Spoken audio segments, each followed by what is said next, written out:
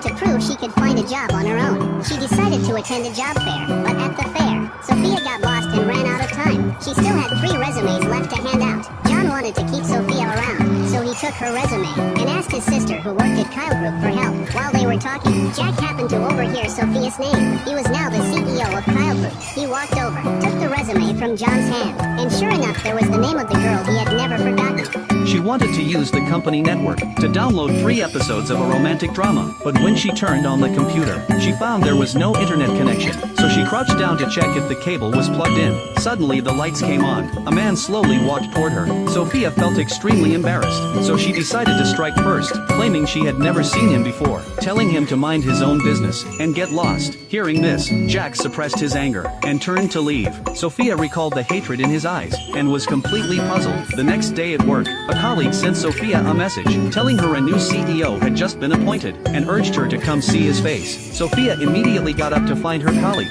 eagerly anticipating the new CEO's arrival. But the moment she saw Jack, she froze in place. It was the man from last night. As Jack approached, she instinctively turned around, terrified he might recognize her. When her colleague asked her to rate the CEO's looks, she walked away with a troubled expression. But Sophia never imagined that Jack took this position entirely because of her. Jack had secretly loved Sophia for 6 years, but back then, Sophia was deeply in love with another man. She had no memory of Jack ever existing in her world. What surprised Jack even more was that on his second day in office, Sophia, who worked in the finance department, made a serious mistake at work. Fortunately, Jack resolved the crisis behind the scenes. When Sophia was called to the CEO's office, she thought she was getting fired, but instead Jack transferred her to the archives department. His reason for doing this was to keep Sophia close to him. Whenever Sophia was organizing files, Jack would frequently appear by her side, pretending to look for documents, but really just wanting more time with her. Soon word of Jack's behavior spread through the company. Everyone began speculating that the CEO had fallen for a Cinderella.